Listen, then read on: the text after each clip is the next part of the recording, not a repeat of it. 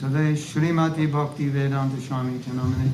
Namaste Saraswati Deve Gauravani Pacharya Nirvisesha Shanyavadi Paschatya. Do we have the purple bag? For those of you who came on Monday, you wrote down a story that you may want to not bring with you because it's a story of resentment. So we're going to put out the, if we find it, the little bag. Oh yeah, the little bag where you can tear up your story and put it in the bag. And what we did for those of you who weren't here Monday, we asked everyone to write down some story of resentment or some issue they had with another devotee, and then during the next 5 days, if they feel inspired to let that story go, they can tear it up, and we have a bag, and that story is gone.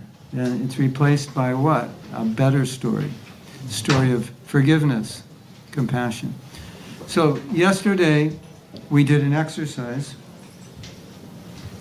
in which we all got to play the role of the person we were trying to forgive. So those of you who weren't here yesterday, what we did was we took the role of the person we're trying to forgive or the person we have an issue with, and then we spoke as if we were that person, explaining to our partner, who was then really playing the role of ourselves, who we are, what's our history, and what all about us, so that we could better understand why someone would do something so hurtful to us. So, we're going to continue from there today. So I want you to think of this person who hurt you, and if you're just here for the first day, think of somebody who's hurt you that you still remember, or some situation or something, because if you still remember it, you can't say it's no big deal. If it's no big deal, you wouldn't remember it. Then you wouldn't feel any negative feeling towards that person. So anyone you have some issue with, 28 years ago they said something you didn't like and you still can't forget it, or something of that nature. It doesn't have to be big, it's just something, so that we can do this exercise. So I'm going to ask you some questions. Question number 1. How would you wish to be treated if you were in your offender's shoes? Would you want to be forgiven? Would you want to be chastised? Thrown to the wolves? What would you want? Probably you'd want to be forgiven. Yeah? Okay. This is information. So there's somebody you can't forgive, and you put yourself in their shoes, and you realize, well, if I were them, I would want to be forgiven. Question number 2. Could you have possibly done what your offender did, or done something similar, if you had the same upbringing, life experiences, and cultural background as he or she, and were faced with the same circumstances he faced? In other words, if you were that person, if you were raised as that person, you had the same samskars, cultural background, the same struggles in life, same upbringing, do you think you could have done that? Yeah, of course. The answer is yes. These are questions to awaken more compassion, because we tend to see everything from our perspective. It's all about me and how I feel, and so we're trying to, how do they feel? And what challenges are they going through? And then we spoke yesterday how when you try to understand the challenges of another person, then that enmity starts to neutralize. And it becomes more human, because otherwise we say something like, I can't understand why they did that. You ever say that? I can't understand why they would say that. I can't understand why they did that. I can't understand why anybody would believe that. So whenever you say that, you're actually finding yourself guilty of the inability to be empathetic enough to understand why somebody could do and say that. Isn't it? Because sometimes we disagree with someone, and when we disagree with them, they have some idea that we think is foolish or even crazy. And what do we say? That person's crazy. Look at this idea. isn't it? They have a crazy idea. So they're crazy. Well, I'll tell you something that I do sometimes. You may want to do this also. I listen to people that disagree with me because I want to understand that perspective, because I don't understand it. I only understand one idea, and that one idea makes me think something is wrong with this person because they don't think like me. And of course, everyone should think like me because I'm so good and smart and I'm the best, right? You ever think like that? Hard to admit, but that's actually what's going on. So I try to listen to other people that I disagree with, just to see if I can go, at least go there. Maybe I will never agree with them. Can I go there and listen? You know, so we're having a disagreement. Tell me why you believe this. What's going on? And a lot of times you'll find they'll say, well, because I believe that we should, in our movement, establish this. And they go, oh, now I know why you said that. Now it makes sense. Or I was raised this way, and in our culture, we always did this. Oh, now I understand. That makes sense. Because we're arguing about this one thing Prabhupada said from two sides. We're not arguing about what he said. We're both agreeing that he said this, but we're arguing about what it means. So our histories tend to cause us to look differently. So if you understand someone's history, then you understand where they're coming from. I told that story yesterday of a man who did not want his children to go to church, and his wife said they must go to church, and it was a big fight.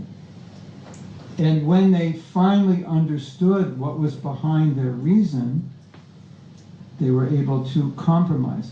Her reason of going to church is because she was raised in a dysfunctional family, and going to church was the only place where she found peace and solace and acceptance, and she wasn't judged. His father was a pastor, and he was so busy, his father neglected him. So he has this samskara towards the church that it's kind of abusive, because, you know, that's a kind of abuse if you're neglected. So he looked at Christianity as something which is abusive. That was his experience. And she looked at it as something that saved her.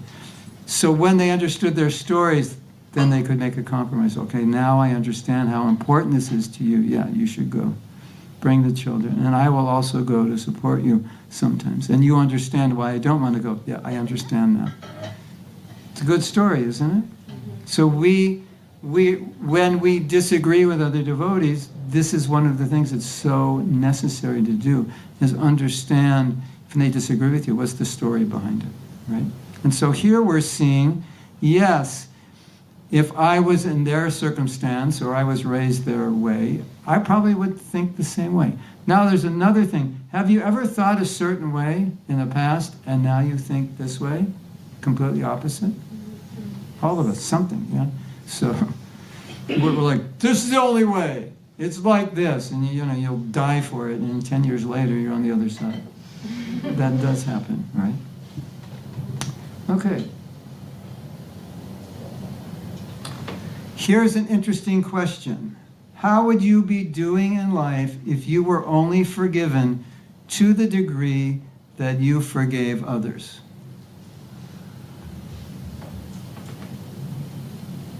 If you're forgiving, you're going to say, I'll be doing really good. If you're not, you would not be doing good, right? So that's an interesting question, isn't it? Okay. There is a verse, I believe it's the 6th chapter, I didn't have time to look for it, where Krishna says that you can understand the suffering of another through your own suffering. And I need someone to find that verse because I don't have it memorized. Does anyone know that verse offhand, off the top of your head? Am I close? I think the English is in comparison to oneself. That's part of the verse. Should I look it up? Should we have a race? It's Bhagavad Gita, probably chapter 6.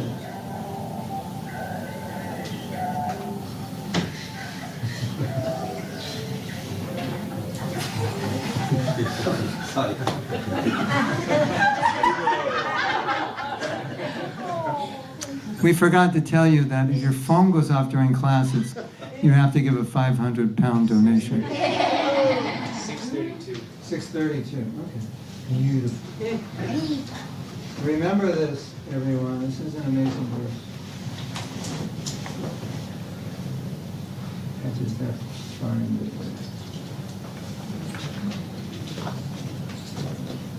Atmaupam yena sarvatra saman pashyati yorjuna sukam va jadi va dukam sayogi paramo mataha. It'd be nice if we could put it up. No? You're going to put it up? Oh, yeah. So I want to read the word meanings. You can see it even though I'm higher? Yeah, it's about to come. Is it on me?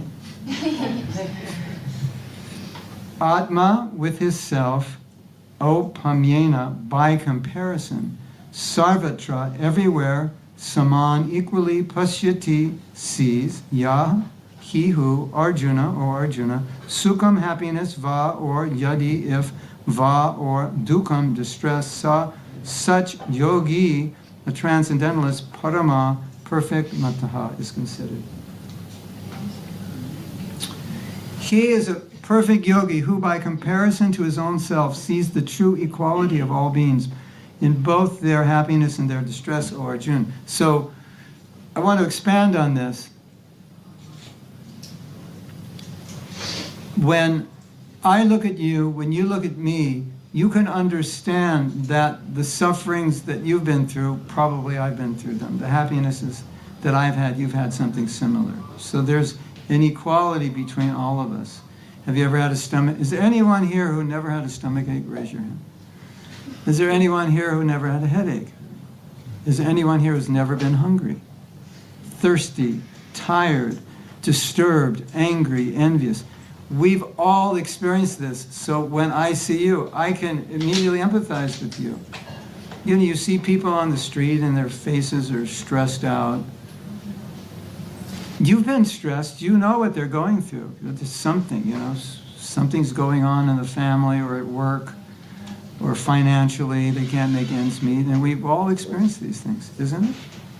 So there is I can't find the reference now, but there's a reference, maybe it's Vishwanath Chakravarti Thakur, where he says that Krishna, the devotee is more compassionate than Krishna because Krishna never suffers. So he's never experienced suffering, where the devotee, embodied in this body, experiences it. And therefore, he can empathize with others. So we're going to do an exercise.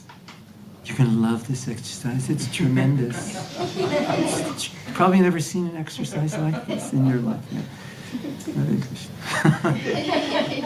Hare Krishna.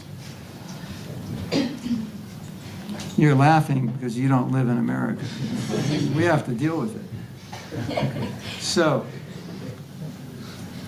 I want you to think of this person you're trying to forgive. And I'm going to read a sentence. And I'm just going to say, blah, blah, blah, blank. And when I say blank, thank you, you think of this person. Or you can even whisper this. So you're going to repeat. So I'm going to say something, you repeat it, then I'll say blank, you're going to put in their name. If we were all pure devotees, there'd be no one we didn't like, right? But we're not there yet, so there must be somebody that we've got some issue with. Okay, so please repeat. Just like me. Just like me. Blank, and then just whisper the name of that person. Is seeking some happiness for his or her life. He's seeking some happiness for his or her life. Just like me. Just like me. Blank. His name is not blank.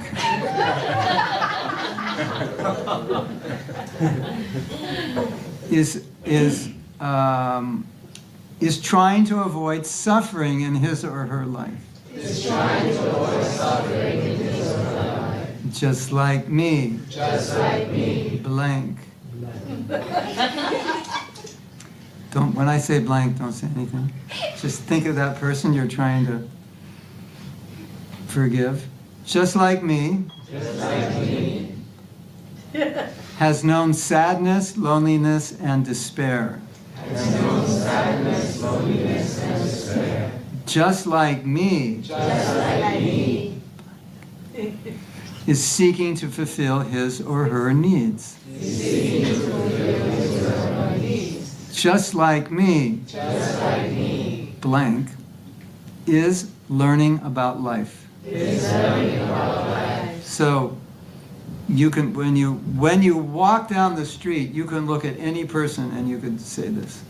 You could just see somebody waiting at the red light, and just like me, this person is trying to find happiness. They've suffered. They're trying to deal with life like that. You can do this all day on Sankirtan. You see somebody, it's like, I mean, you kind of subconsciously do this anyway, don't you? When you see somebody, because we know what suffering is, and so therefore we can understand their suffering. So I hope you're starting to see how important compassion is in the neutralization of negative emotions, and how important it is in relationships.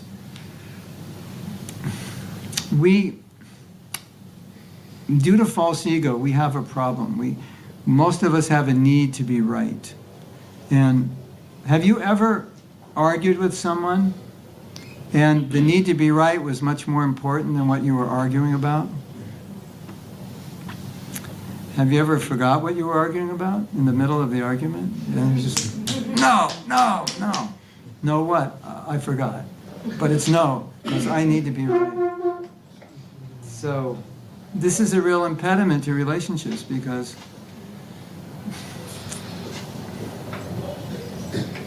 sometimes they say, you can either be right or happy, or you can either be right or have a good relationship, but you're not going to have both. So this is extremely difficult. C.C. Radha London Ishwar. This is extremely difficult, but extremely important.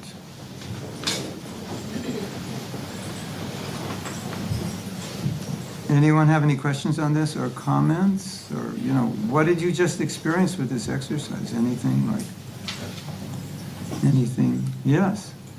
Sometimes when you get to know people, then you can start understanding how they think, and then that familiarity breeds contempt. How do you fight that? Because they don't think the way you think, and you don't like that. Well, the exercise was like, you try to empathize and understand how they think. Yes. But that's like, usually if you don't know the person, it's very easy to not be compassionate. But then there's another side where you start to get to know people. And you don't like them? The more you know them, the more you don't like them? The more you know them, the more you think you can understand how they think, and then when they do things that don't line up with that. Well, I guess you made a mistake in judgment, and you have to recalibrate. This exercise was a generalized. It works for everybody. I don't know what's going on, but I know something. I can just tell by looking at them, there's something there that's not good. And, well, what I would say also is some people have been through extreme difficulties in life that were far beyond what we have. And so sometimes a person is reacting in a way that we would never react, and we don't understand it, and we make a judgment like there's something wrong with them, or this is a bad person. But if you understand what they've gone through in life, then you understand, well, this is actually normal for someone like that. So what I would say is, if you see very bad behavior, you can make some assumptions that they've gone through some very difficult things in this life or another life. Probably much more difficult than we have or even could conceive, and that's why they're acting or thinking in ways we would not. That's something I have had to learn, and I'm still learning, because I deal with people who sometimes react to situations in a way that doesn't make any sense to me. Like, how could you say that? Why would you do that? And they'll even accuse you because you remind them of someone who's hurt them in the past. So if you don't take things personally, then you're able to try to you have a chance of trying to understand in general what's going on, or at least make assumption that I know something's going on. But when you take offense, it's over. You can't. You'll just fight. How could you say that to me? I didn't do that. I didn't mean that. But I'll tell you a story. It's really interesting. This lady was violently abused by her father, I think by her father or somebody, repeatedly. And she was with her boyfriend, and he was talking, and he went to scratch his head, and she started screaming and jumped back because she was so used to someone being hit. So it's like, what are you doing? And you're like, immediately you can go into defense mode, but then if you know, you understand, oh, something's going on here. That shocked her just because I did this. A lot of people have grown up with very difficult lives, and I didn't. So it's a challenge for me because sometimes I don't understand, why would you say that or react that way? But I've had to learn over time something's going on, and not to feel offended. That's the worst thing. Because once you get offended, then you start defending your false ego. Well, I don't deserve, how could you say that? I don't deserve that. When they're just kind of in stress, and they're saying these things out of stress. And there's always the then you want to tell them, well, you shouldn't be that way, and you should read this book, and it's like, that's gonna like make things better. I don't think so. It's just gonna, you saying something's wrong with me? You saying I'm crazy? That's what happens. In your mind, you're thinking, yeah, that's what I'm saying. But there's a reason they're crazy. They're not crazy, but they are. From what they went through has made them crazy. This is probably one of the most difficult things, and probably one of the most important things, because Prabhupada, so many places asked us to cooperate, even to the point where he would say, I've got headaches because you're not cooperating, and I can't translate, I'm too disturbed. What's going to happen after I leave? My godbrothers did not fight in the presence of Bhaktisiddhanta. They started fighting after. You're fighting in my presence. What's going to happen when I leave? He was so disturbed.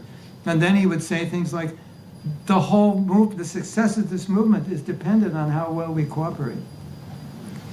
And I've given 1 million classes that have asked devotees to cooperate.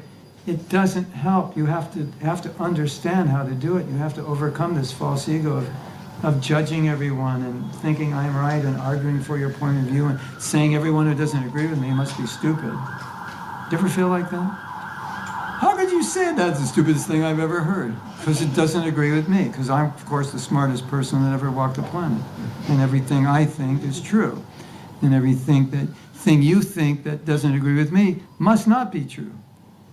That's false ego on steroids. And that's pretty normal, isn't it? It's quite normal. And then you become a devotee. Now you have more things to argue about. You have more things to be divisive. I don't talk religion and politics. Okay, don't talk politics. Now you have to talk religion. Why do people say that? Because it's such a polarized subject. So we have so many polarized talk. Prabhupada said this. Yeah, but over here he said that. Yeah, but you say that just because you're a nut and you're a fanatic. That's why you say that. Well, you say that because you're flaming liberal. It's like, welcome to the Hare Krishna movement. I hope you enjoy it. We have to overcome that. That's one of the most difficult things to overcome. So I've seen if we just say cooperate, that doesn't work, because you have to know how. And you have your whole system of how you look at the world and your prejudices and your own realizations, which may be different from others. And if we're going to cooperate, we have to be able to understand one another. In some circles, when they have meetings, you cannot speak unless you repeat what the last person said. And a lot of times you want to speak because you couldn't stand what the last person said, and you want to tell them that I disagree with you. And you have to sit there and say, so you believe that, and it's something you totally disagree with, but you have to say it, and they have to feel heard, yes, and you have to hear it. Is that difficult? Yeah, it's difficult. But I think it's necessary. And people want to be understood They don't want to be judged. People want to be loved. They don't want to be judged. Do you want to be understood? Yes. Do you want, or you want to, raise your hand if you want to be judged. We'll bring you up here and we'll judge you. If you raise your hand, come to the front. Anybody can say anything bad about you that they want. Or would you rather be appreciated? Obviously. So, if we create an environment where, because I disagree with you, I'm judging you, then we have this very Thomasic environment, because judgment is, unless it's helping you and inspiring you. Judgment in itself is not bad, but we're talking about judgments that demean you. It doesn't help. Even, you're saying, but isn't our process that you're given instructions, sometimes the guru is very heavy. Yes, but there are many times Prabhupada would not tell a devotee something they needed to hear because he knew they couldn't take it and it wouldn't help them. They'd get upset. Even Srila Prabhupada. What to speak of little old us. I was told, I don't know if it's true, but what was said is true. I don't know if this is true that Niranjan Swami said it, but I was told, he said that his greatest anxiety is when he sees a disciple and he knows what they need to hear when he can't tell them because they can't hear it. That's his greatest anxiety. So, Prabhupada had to deal with it, we have to deal with it, we have to be sensitive. So, we think, well, just tell them the truth, that should work. One time Prabhupada wrote a letter, I think it was maybe to Bhadri Narayan, he said, you should speak the truth, but if you speak the truth and everyone goes away, that's your failure. You should speak the truth in a way that it can be digested, accepted, and so forth. So, because sometimes we think, well, I gave them the sauce. Just spoke the truth. Where are they? I don't know. When they left the temple. Congratulations, Prabhu. You're so truthful. You're amazing. If everyone preaches like you, within a few months there'll be no one here in the temple, just you. And at least that's because I was preaching the truth and they couldn't take it. That's not what we want to do. So, Raja Bihari tells a story that there was a person coming to the temple and he had issues with this guy. I think it was a congregational member. And of course, Raja Bihari teaches empathic listening. And he sat next to this person at the Sunday feast and he just listened to the person tell him all the things he didn't like about ISKCON. And the person said, you're the first person that ever listened to me. He was so happy that sometimes if you just listen to someone, it solves their problem. And they, or just, if I disagree with you, but you know that I understand your position, that is so important for you, isn't it? Like, I've understood it, So you think that blah, blah, blah, blah, blah, blah, blah. I disagree with everything. I didn't tell you that, but I can repeat it. So this is, and I can say, tell me more. Why do you think this way? Then you get the whole story. That's how we're going to be able to work together. Maybe there's something in there where I find out why you think this way that we could work. Well, maybe in this area of ISKCON, this is a really good idea. And he'll think, yeah, well, your idea is probably good in this area, or this country, or this city, or this project. It's just, all I can say, when I came here and was asked to do what I was asked to do, my first thought was, this is not going to be easy. For me, it's easy. I can just talk. So it's very easy for me. But it's not going to be easy for you, because we're like now going against lifetimes of false ego and trying to get out of our, one way of thinking. Sometimes there are debates in our movement over topics, and it's all the various views are almost geological. Like, a person's from this country, you almost automatically know what they think about this issue. And a person's from this country, it's probably like 90+% people from that country think a certain way. It's because that's the culture, that's the way they grew up. And so the people from the other country, they think a different way, because that's their culture, that's how they grew up, and it's usually based on more conservative and liberal ideas. And it's connected with culture. And then you can think, probably if I grew up in that country, I would think like them. And they could think probably, if I grew up in your country, I would think like you. And that helps the conversation because you realize it's not just two of us arguing about philosophy. There's a whole package there. Because we think it's philosophy, but there's a whole package. Why do you think this way? That's affected by your culture, your upbringing, and even the temple that you grew up in. Well, in this temple, we never did this. Whatever you learn your first month in ISKCON, that sticks in your head like that's absolute. That's the way it's done. You go to another temple, they don't do that. Maybe your temple was wrong and that temple was right, but you'll think that temple's wrong because that's what you learned. Isn't it? It's natural psychology, right? So this is what we're dealing with. So, Hare Krishna, the forgiveness exercise. Try to, forgiveness, compassion exercise, and try to see things from another person's point of view. It'll just help relationships. Even if you disagree, at least you understand. You can say, well, I understand why you think that way. It makes sense. I disagree, but coming from where you're coming, it makes sense. Yes. Welcome. Nice to see you. You're talking about compassion, forgiveness, etc. And I find it really interesting that we tend to be quite compassionate towards non-devotees. Yes. But with devotees, we're quite black and white. Yeah. We talked about it yesterday. I have a name for that, compartmentalized compassion. I think it's easier to be, like he was saying, it's easier to be compassionate to people you don't know because they never did anything to hurt you. And you're not interacting with them. You just see them on the street, and so you go out there, and it's just easy to be compassionate because these people are suffering like anything. But what we talked about yesterday was there's different kinds of compassion and different skills that you need to be compassionate amongst devotees. Like what we're talking about now is a skill. It's an ability, which is much more difficult because I don't have to understand anybody's history.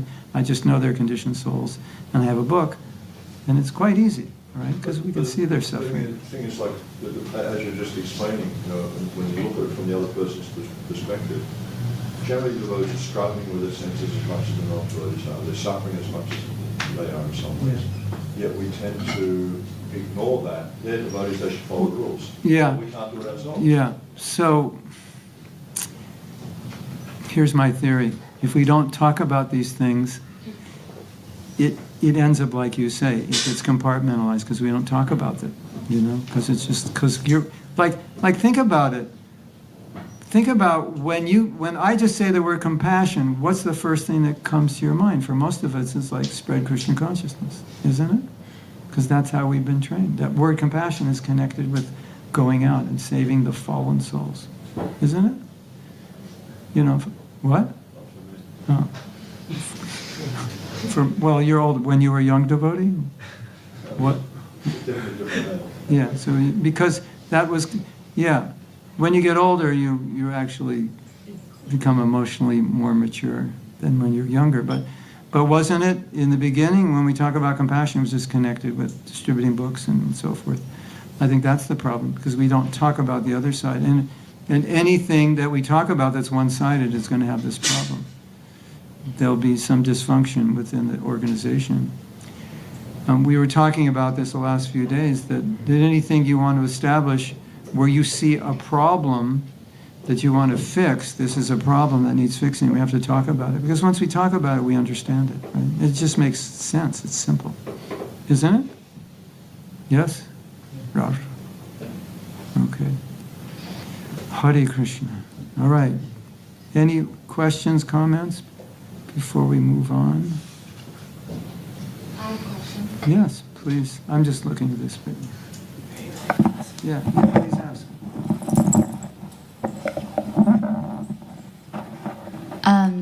So what if, so actually, so I think compassion is a nice approach, but what if actually during the process, actually you find even you show the compassion, but the other person is trying to take what they know about you to hurt you?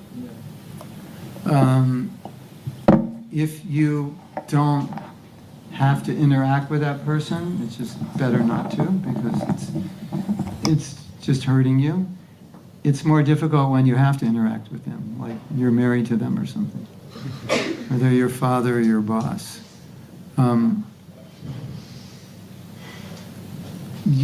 We need to protect ourselves to some degree from people who can harm us, either physically, emotionally, or spiritually. So that's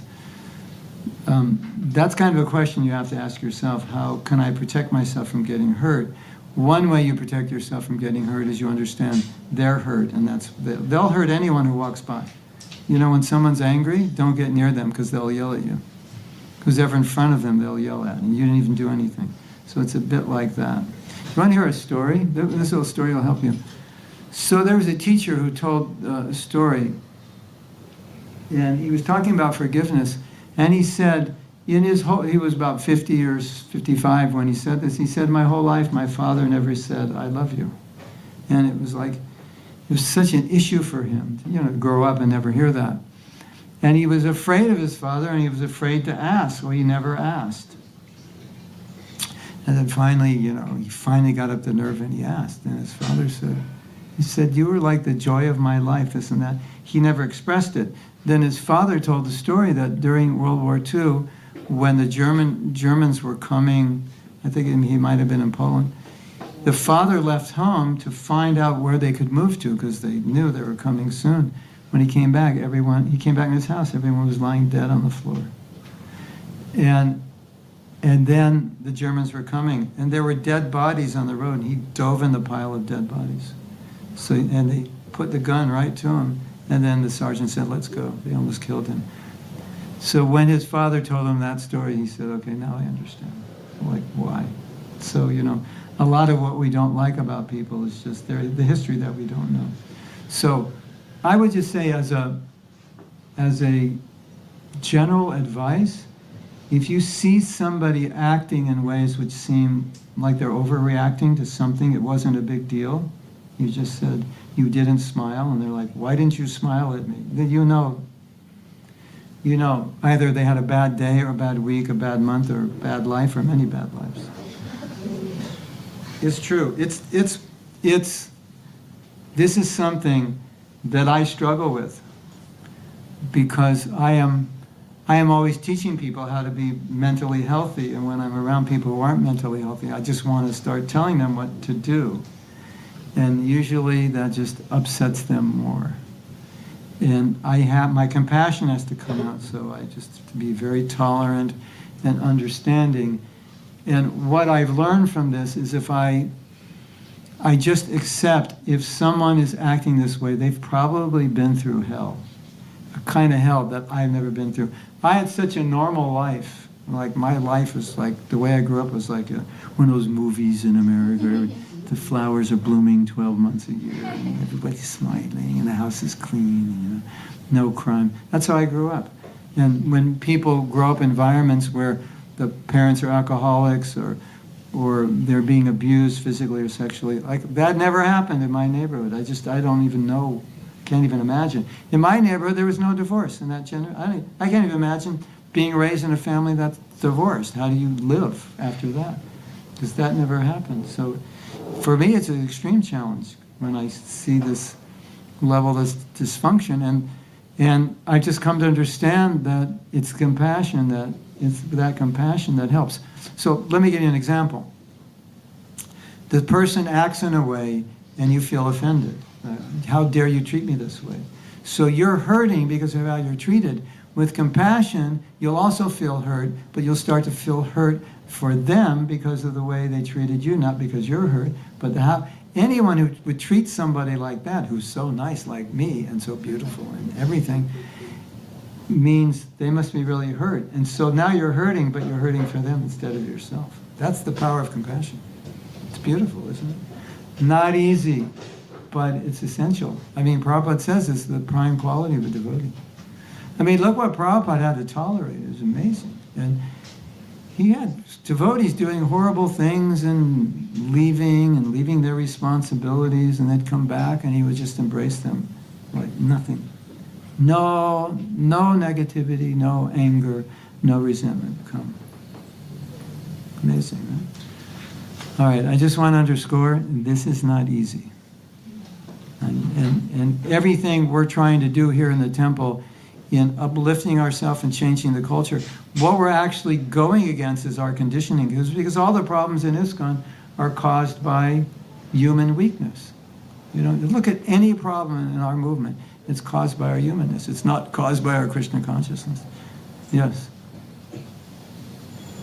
Sometimes you give it time, better time. Sometimes it's better to give it time if someone offend you. Yeah. In due course of time, that person realizes himself that he offended you. Yeah. Instead of Yeah. resemble yourself. Yeah. It's happened to me. Yeah, it's true.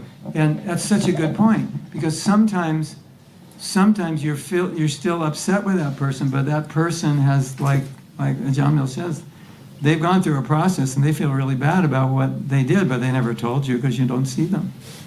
I have a story. This is so good. Thank you for Yeah, I also have a story. Okay. This is very amazing. We're going to see whose story is better. We're going to take a vote also. It is 1978 in New Delhi. I joined New Devotee in 1977, and 79 actually. Loknath Swami first time came to USA, first time. So there was a vice president, his name is Ranjit. I don't know, you know him not, he used to live in LA. He was a brahmachari. And from Ranjit South Africa? No, Ranjit Prabhu is an American body. Oh, Prabhupada disciple. So he gave, Loknath Maharaj gave him in charge to take care of the temple. And I joined 77, very new devotee, young. So, back then we used to have, you should not talk to the Mataji, this, it's like even the shadow of the Mataji was like a crime for you, okay? how does that make you feel? So, and I'm coming from the background, for me, Mataji means Mataji, Yeah. For me, I didn't see that Mataji big crime. So there was one Mataji, she used to watch some Christian, so I used to go help her out. So I used to talk. I was a young boy. So somebody complained to Ranjit, oh, he's talking to the Mataji and the Brahmachari. And back then, there used to be all white body. And our Delhi temple used to have like 48, almost 50 devotees, all white. Mm-hmm. There will be 1, 2, 3, 4 Indian guys. And among them, I was one of the Indian guys. So Ranjit Prabhu got very heavy with me. He said, he's talking to Mataji. He threw me out from the temple, Whoa. Listen the story. And Loknath Maharaj used to like It's all me. your fault. So Loknath Maharaj used to like me so much he could not believe, because very good anyhow. And I was a 17 years old boy, And I don't know what wrong I did, just talking to Mataji, And I said, my Mataji, whatever. But he took me out from the temples. So I don't know what to do, where to go. Delhi temple used to be Lajpat Nagar back then. I'm talking a long time ago. So I used to sleep on the park, Moscow. You know how in Delhi, India, dirty those days. Now better, but I'm talking, like 45 years ago. And I don't know what to do. I was chanting, all the chanting. I was thinking, wow, what I did wrong. I still couldn't understand what I did wrong. Okay? So there was one devotee, he feels so bad. He used to come sneaking and bring prasadam for me, So Loknath Maharaj returned. And I got so sick, Prabhu, you could not believe. I got really sick, mosquito bite and everything. And I could not go back home either, because I didn't tell my parents that I joined the Hare Krishna, If my parents heard, they said, what kind of Hare Krishna people? Does he talk to some Mataji? Big deal, right? So when Loknath Maharaj came back, you know what happened? Ranjit Prabhu, same day, he got so sick, diarrhea and high fever, the guy almost going to die, So when Loknath Maharaj came, he was so sick, they didn't find out what happened to him. So when Maharaj came, he asked, what is Ajamil? Then he got the whole story. I'm taking over. So Ranjit Prabhu was so sick, he left India. He left. So Maharaj, he looking for me. Some devotee knows, they bring me back. So I told the whole story. Maharaj started laughing. He said, "You don't understand. You're not a Western body. For you, Mataji means, I mean, anyhow, forget it." Yeah. So I never seen Ranjit Prabhu for 42 years. Wow. I forgot totally forgot about him, because I was very, honestly, I was very innocent, I'm telling, very innocent. Anyway, I forget about him. So what happened? This is recent happened. That time he was a brahmachari. So I was in New Vrindavan for Kirtan Mela. Okay? So it just 5 years ago, I was in the Kirtan Mela. I go every year there. So I lead the Guru Puja. After Guru Puja, I came out. So when I came out, so I see one gentleman coming towards me, white dress, and he came and trying to touch my feet. I said, "Prabhu, what are you doing? Please forgive." So he said, "Prabhu, I really make such a big offense to you." I said, "What offense?" He said, "Do you recognize me?" Because so many years ago he was a brahmachari, now his physical appearance totally changed. Yes. I said, wow, you're the Ranjit Prabhu, oh my God, take my blah, blah, blah. So I said, I hugged him. I said, "Prabhu, remember?" I said, what remember? Remember I took you out from the temple? Then I reflect, I remember. I totally forgot all these incidents, So he came, he really apologized, and then I almost cried. So look at this. That's why I said, in my own experience, Yes. give it time and see what happens. Thank you. Well, my story is exactly the same, and it makes the same point. I had an issue with the guru and a sannyasi because he left ISKCON and all his responsibilities, many of those responsibilities fell on my head. He just left, he didn't tell anybody. So coming home, you come home and your wife says, "I've left you and I've taken all the money and the house is mine." It was like that, we could have talked about it, So I was devastated. So that happened in 1986, and maybe around 2010 or 2012. It was the first time I saw him since 1986. And for maybe 23 years, I was upset. How could you do that? You left, slapping Prabhupada's face, you gave up your sannyas, blah, blah, blah. And then, but I had forgiven him. So when I saw him, it was like that. It was like, oh, there he is. When I came up to him, he put his head down. He wouldn't even look at me. And he said two things. He said, "I know I let you down. Please forgive me." And I was thinking, 23 years I hated your guts. And, and the day you did that, you were feeling remorseful. And you don't know that, isn't that? It's like I'm kicking somebody and they're on the ground, So that's interesting. And also the point that we're making here is people change. Even if it wasn't immediately, they get older. So this devotee, I won't mention his name, so interesting. It was like Ranjit. This devotee, he was a leader for many, many years, and he was quite heavy. And a lot of people didn't appreciate his heaviness. So he finally came, he got married, had a family, and then he came back. And he came back for a Rath Yatra in Los Angeles. And he would go around asking everybody, "Do you know who I am?" And then if they said yes, and if they said yes, he would say, "If you know who I am, I must have offended you. Please forgive me." And he'd pay obeisances, and all day he would ask, "Do you know me? I must have offended you." Yeah. So people grow, people change, and we, Hare Krishna. Okay, we have. You want to say? You want to say something? Just another interesting story. I think it's the same person. They came to the GBC meetings.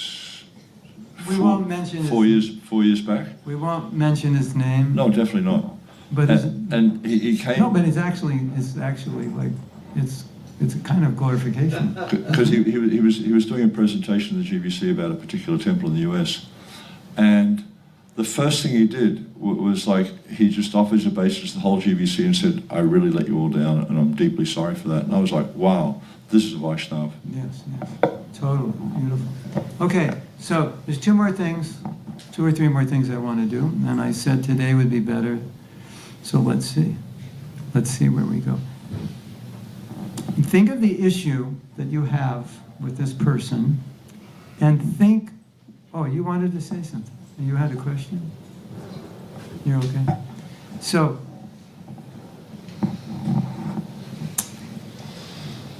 think of the issue you had and think, what were you expecting of them that they didn't do? Or they did just the opposite. Like, I was expecting they would be nice and they yelled at me. I was expecting understanding and I got complete misunderstanding. I was expecting loyalty and they cheated. You know, I was expecting protection and I got exploited. What was the thing that you were expecting? That one thing, what was it? What was that need that they didn't meet that upset you? You all think of it, because if there wasn't a need there that wasn't met, why would you be upset? You know, I was at least expecting them to be nice or courteous or kind. Something they did was not what I expected. That's why I got upset. Right? So there are only so many things you can expect of people, but often it's just like I was expecting love and I got, you know, criticism. I was expecting love and kindness, I got judgment. So here's something really interesting to note. Number one, if you weren't expecting that, would you be upset by what they did? Interesting, isn't it? You know, like, so we're pointing the finger, this person hurt me, but if I didn't have that expectation, I wouldn't have been hurt, because I wouldn't be expecting anything. Or like in your situation, if you stop expecting that person to be nice, then you're like, okay, they're not nice, but I don't expect it. It's much easier. So I read something by a psychologist that said that when you are upset in normal life, you normally get over it, right? It's just like, you know, you were nasty to me, but whatever, we're friends. And like, you know, so I'm upset for a few minutes, a few hours, a few days, and I get over it. And he said, but if what you were expecting from that person is like a core need for you, it's like super important, like I have this need that's so strong to be understood or to be loved or not judged, if it's a very strong need, then when they don't meet it, it turns into a resentment and you can't let it go. So 10 years later, you're still like, how did they do that? Like, isn't that interesting? So it's like, we all want to be loved and we all want to be understood. But when it gets extreme, like you have to understand me or else I hate you, that's when it turns into resentment. So what is so important about this is to understand when we have resentment towards someone, we always think it's what the person did, but what they did wouldn't have that effect on us if we didn't have the need, right? So a lot of us have a need to be loved that's extreme because we never got it growing up, or we got the opposite, we just always criticized. You know, when you're always criticized, if someone criticizes you, it's like they're punching a boil. It's just that you can't take it, right? You ever touch somebody like, ah! You know, they have a boil or a black and blue mark, and you just went like that. So sometimes you touch people like that and they explode. So that's something to meditate on, because this is really transformational when you think about forgiving. You know, like, why I just see this devotee and I don't like them. Like, why don't I like them? What's going on? There's something's happening within me because other people like him or like her.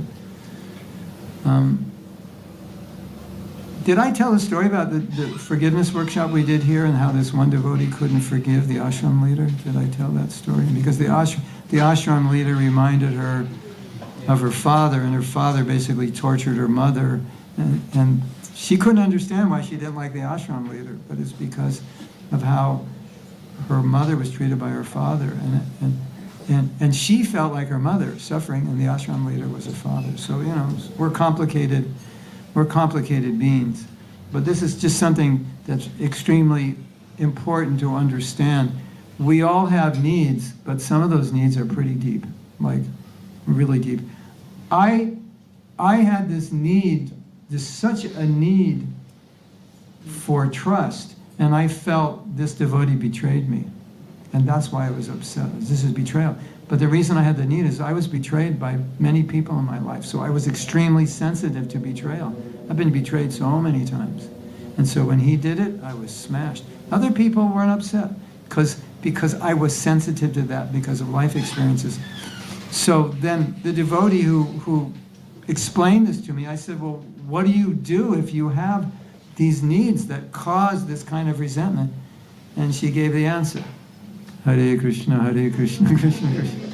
It's a kind of detachment. You have to, once you understand it, then when it happens, you're like, oh, that's why I'm upset with this devotee, because I have a need for trust, and they didn't show up, and they didn't tell me, and I'm completely going crazy. And it's like, why are you so upset? Because he didn't call me. He didn't tell me he was coming late. It's not a big deal. Well, for me it is, because I've been betrayed so many times. Another thing, and maybe you can relate to this, another thing I understood about myself is I have this need to be understood, because my mother never understood me when I started smoking marijuana and growing my hair and, like, playing rock and roll. Obviously she didn't understand. But I wanted to be understood. We all want to be understood, right? But for me, then I became a hippie, and then everybody misunderstands you. So it's like I'm just growing up misunderstood. So it became a strong need. So if someone understood me, I might resent them.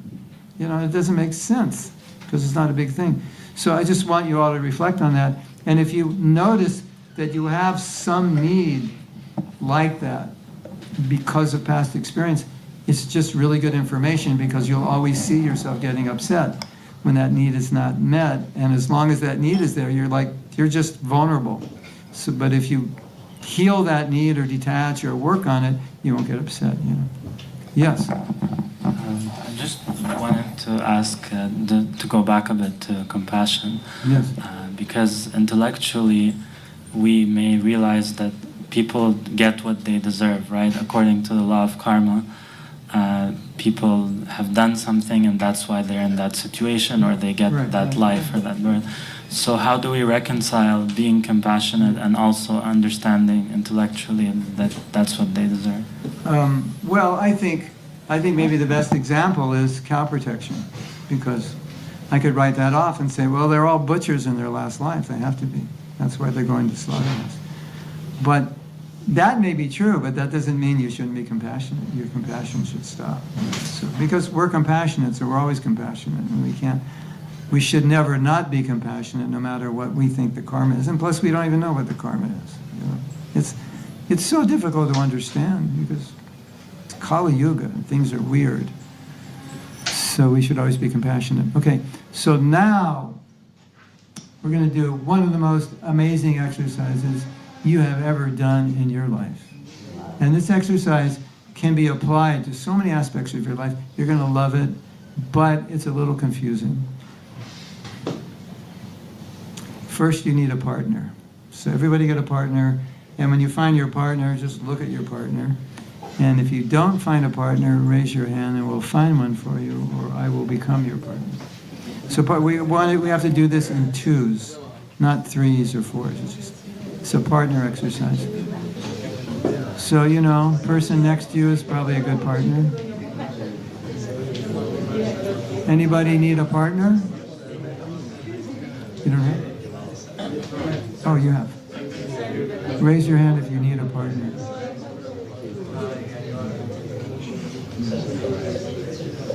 You need a partner. There's a lady that just came in.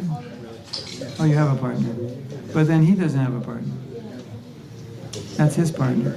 You're stealing his partner.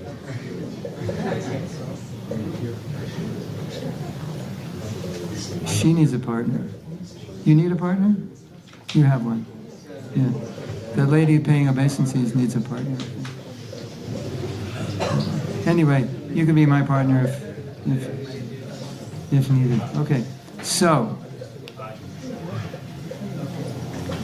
Alanat is going to play my partner, because this is, if you thought it was difficult to understand yesterday, this is even harder.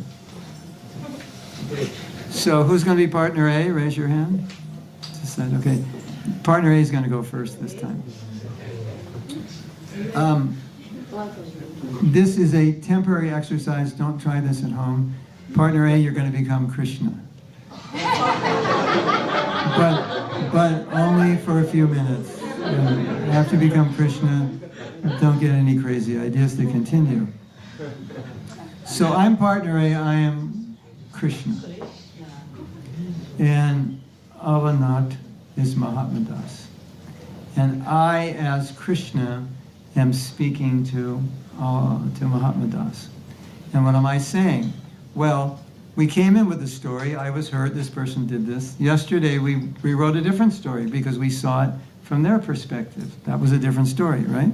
So now we have two stories. One story, a story of resentment. Now we have a story of compassion. Now this is interesting because we're going to try to imagine if Krishna were to tell us what happened, what would he say? What would he say to us?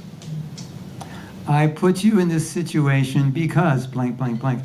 And okay, I'll do it. I'll do it with my issue.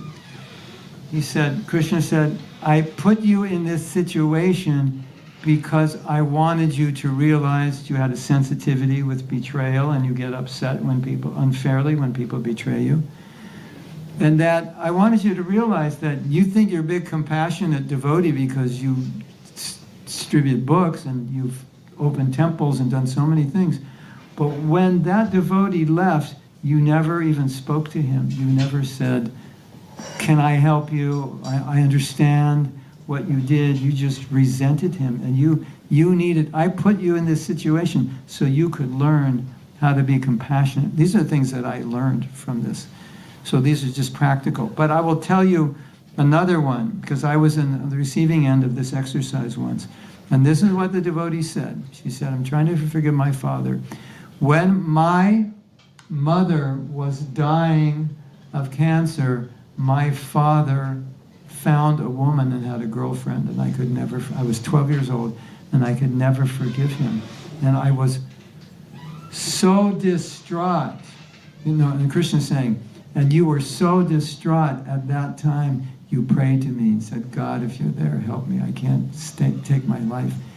And I sent you the devotees. And it was because of this situation that you were ready for Krishna consciousness. And if it didn't happen, you would have not been ready. And I've given you a much better family. That was basically her story.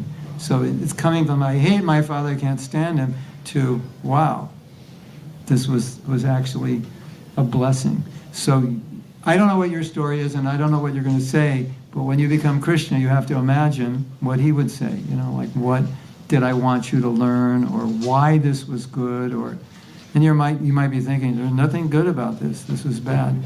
But, bottom line is maybe, this was something I did to somebody, wherever you want to go, you imagine Krishna's perspective, because that's the best perspective, isn't it? And now you're going to come out of this workshop with a totally different perspective than you came in with. So, partner A, who are you? Partner B, who are you? You are an incarnation of your partner. So Krishna, and all you do as a partner is listen. And then when you finish, you shift. So when you finish, don't sit there and go, well, that was amazing, and tell all your realizations for the next half hour. Because your partner has to do the exercise also. Okay, and we have a few more exercises to end. So please don't take more time than you need. Okay, let's do it. Hare Krishna.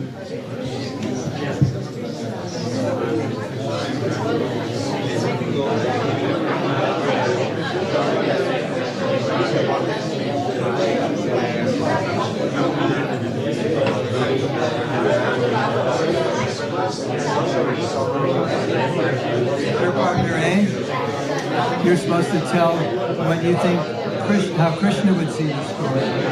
Not how you see it, but how Krishna would see it. So you don't have to say anything you don't want to say. Just like you could say, as Krishna would say, I want you to learn this. You don't have to tell the story if you don't want to. You just, whatever helps to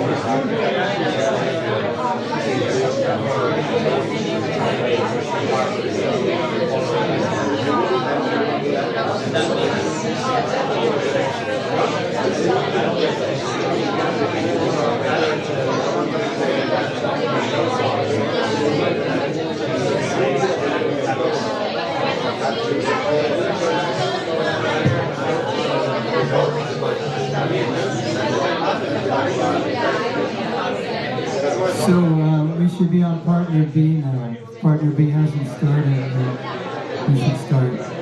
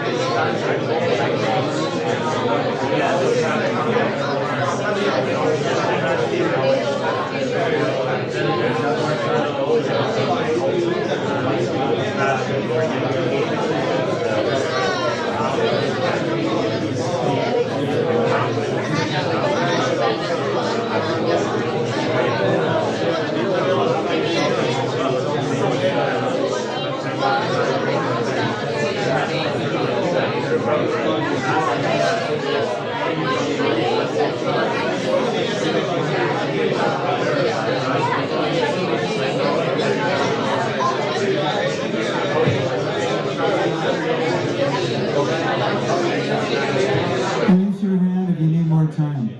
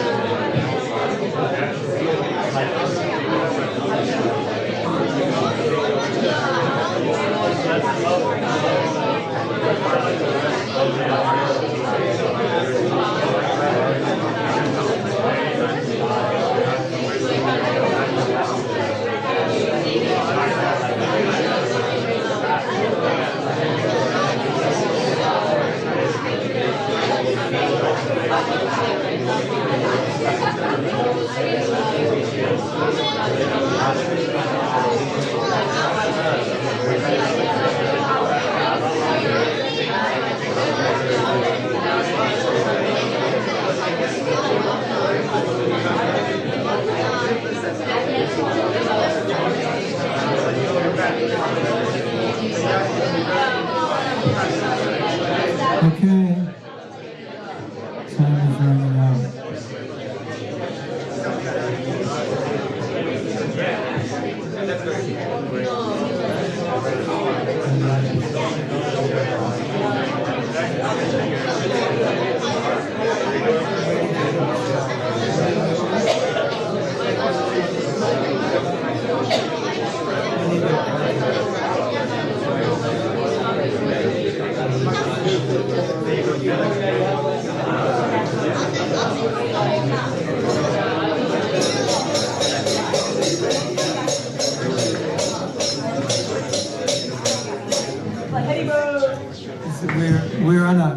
We're on a time. We're constrained a little bit by time, so I have to stop. But one thing I want to say is that any problem you have, you can always do this exercise. Like, well, what would Krishna say? You know, you can incarnate as Krishna and just like do that for a few minutes. Not going to go on for too long though. Yeah. It's basically seen through Shastra. So we're going to do a few more exercises. The next one you're going to love. It's beautiful. Turn to the person next to you and tell them you're going to love this exercise.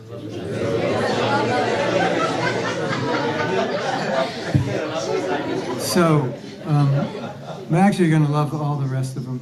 So, for those of you who weren't here, we did an exercise, I believe we did it on Monday, where we asked everyone to feel what in their body, just to feel where they feel their resentment and what it feels like, and give an analogy what it's like. It's like I'm being stabbed or I'm drinking poison, whatever it is.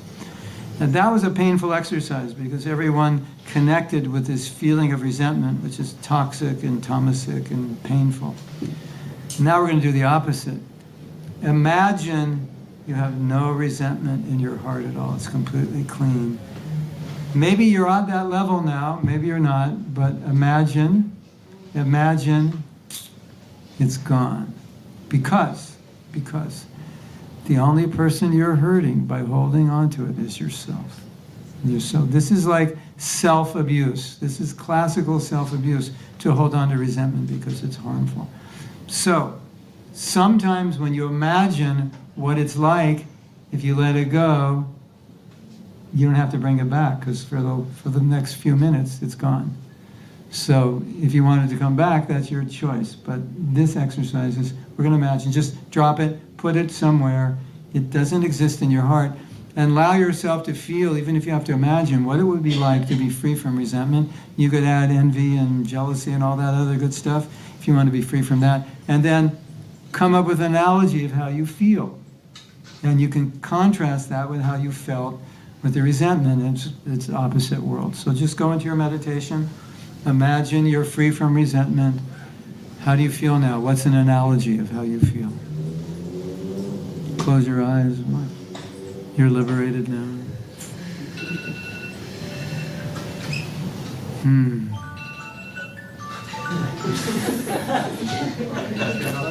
$500, 500 pounds there, 500 pounds there. We made a lot of money today.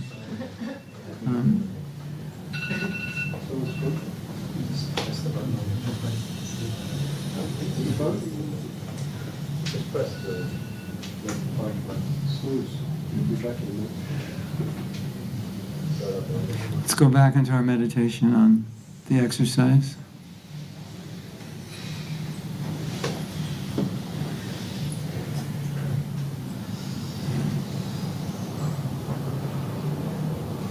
No envy in my heart, no resentment, no anger, no revenge. It's completely free of these characteristics, free of these contaminations. How do I feel?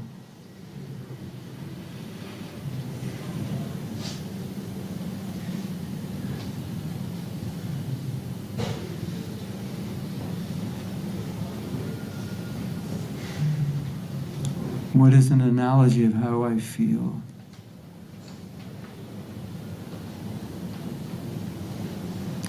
And gradually, when you have that feeling, you're relishing that feeling, imagine your whole life without resentment. How that will feel. How that will change your life. And just relish that feeling right now of being pure.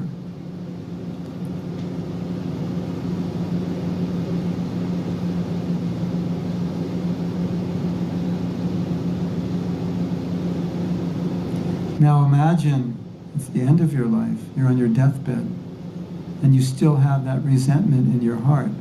How will you feel? How painful is that?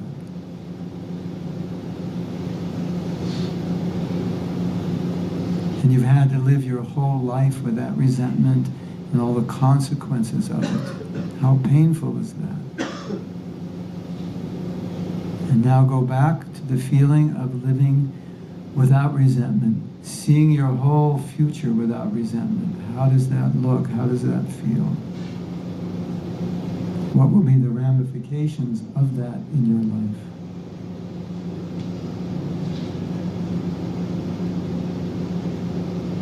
And now, slowly, when you feel, gradually open your eyes. And if you've dropped the resentment, you have to make a choice now. Whether you want to put it back in or let it stay out. Because you're the one who's going to choose. It's not going to jump in on its own. Do you want to leave it out and live your life without it? Or do you want to hold on to it? That's your choice, and that will be your choice every day. Okay. So,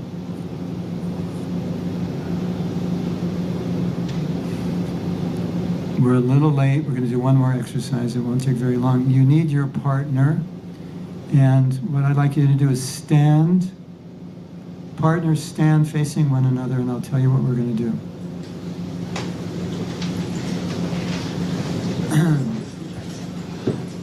Well, I'll demonstrate. So, Ellen Knott's stand here. Ellen Knott's my partner.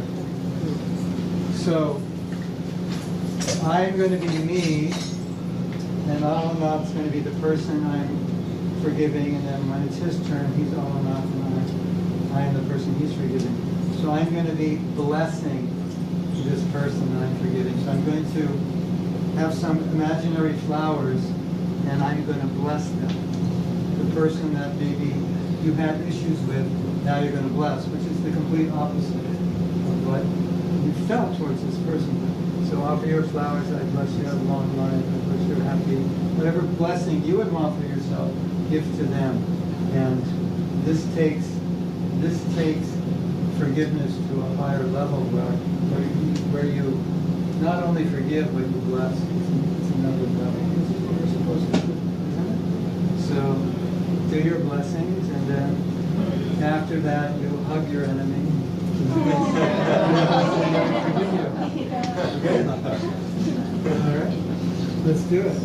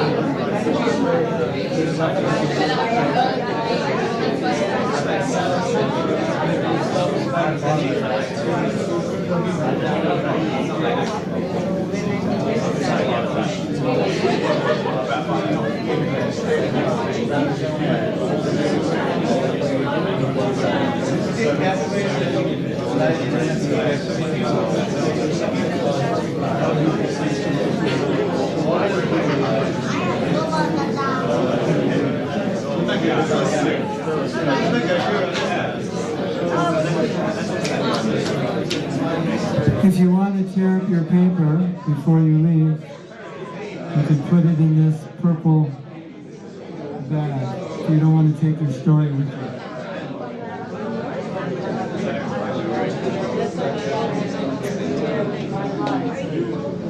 Okay, you can all sit down now.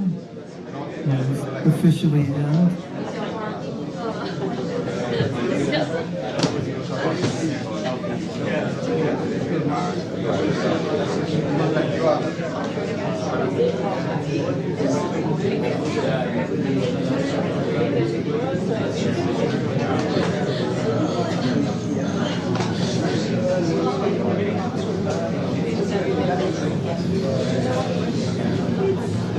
So I hope you all experience that blessing is better than hating.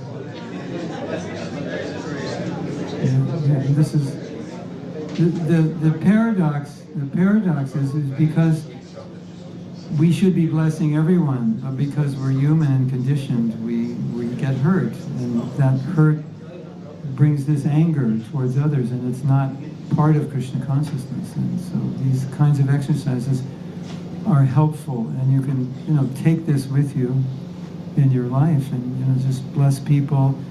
Usually when we do this, we do appreciation. Also, we didn't have time. I just want to say I have a site, mahatmadas.com, and this workshop is on an app which you can connect to from the site. And we also have a humility workshop, a self-care workshop, a japa workshop, a workshop on vows, sexual purity, marriage. So if you're interested, just go to mahatmadas.com, and somewhere it'll say courses, and you'll click, and all of a sudden you'll end up on this other site. Hare Krishna. There it is. So I have to tell you the story about this. You want to hear the story? Yes. Why is Prabhupada laughing? Do we have time? Yes. Okay. So there is a devotee many of you know. His name is Tamal Krishna Maharaj, and he's extremely competitive, and he always wanted to be number one in book distribution. But I think Hridayananda Maharaj's zone was doing better than Tamal Krishna Maharaj's party. His was the famous Radha Damodar party. And so on this walk, Rameshwar, this is Rameshwar right there. And Tamal, that's Hridayananda Maharaj. Tamal Krishna Maharaj is somewhere. You can't see him. So Rameshwar is telling Prabhupada, in South America, these books are going everywhere, and people are getting books in all these countries where there's no temples. And he said, just see the fantastic preaching and book distribution of Hridayananda Maharaj, and Tamal Krishna Maharaj is there. And Prabhupada said, don't speak so loud, Tamal will have a heart attack. And that's the picture. And there's another story. I was telling the devotees the other day. This is in 1976, and I joined in 1970. And there were so many pictures of Prabhupada where I was just out of the frame, like, why am I not in that picture? I was there, but I'm not in. And picture after picture, I wasn't in. And I thought, why isn't Krishna allowing me to be in a picture of Prabhupada? And I thought, I'm so puffed up, I want to be in that picture so I can show everybody. And finally, 76, this picture came out, and this is pretty viral, this picture. You see it everywhere. So, Hare Krishna. Thank you all for coming. It's nice being here.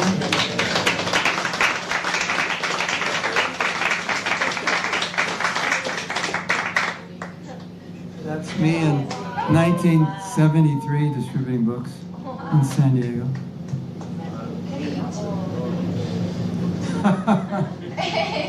I was once 23.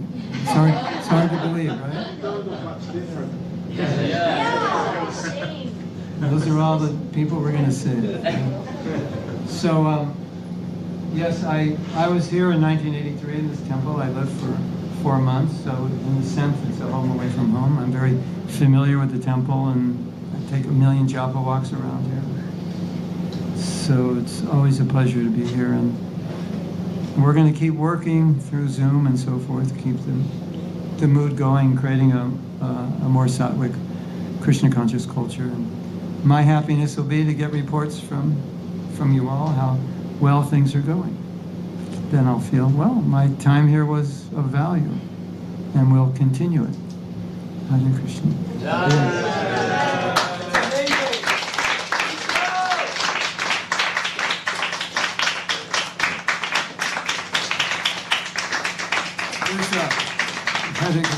I think somewhere on my website on the bottom, it will take you to the app. It's called Sattva Life, and that's the app that has all the courses. Somewhere down there. I don't know where, I don't use it. But otherwise yeah. It's sattva-life.mn.co. You can put that up.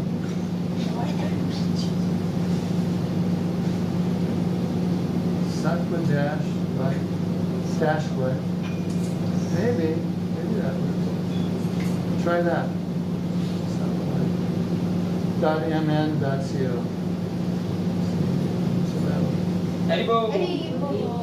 So that's the app, and then it has You just register, and then we have all these courses. We have 3 levels of forgiveness courses. And so many things. That's a QR code for download. Yeah, so we can leave that if you want to scan it. Is there like the forgiveness course is like 32 videos, 100 pages of materials to read, and all the exercises plus more.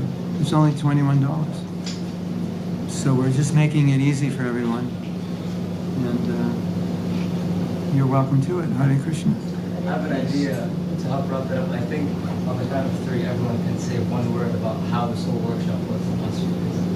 Like everyone can say, "Oh, amazing," or "Oh, it broke my All heart." simultaneously? Yeah, yeah. Okay. And then just keep maybe saying it twice until you're heard or something like that. Okay. You lead it. All right. On the count of 3, whether it broke your heart or healed you, you can say your thoughts in 3, 2, 1. Amazing! Great! I'm healed! Haribol!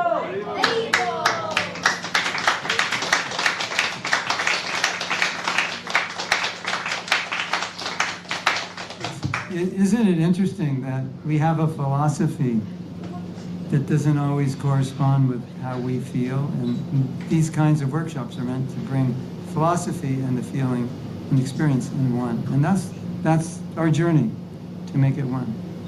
Head and heart, one. Yes. I'm so sorry I lied. Who wants Maharaj to come back again to London?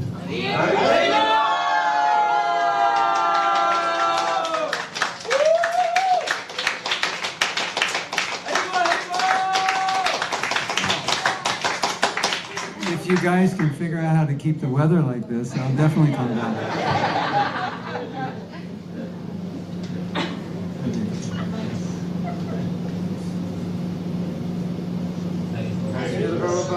Jai. Grace Mahatma Prabhu ki Jai.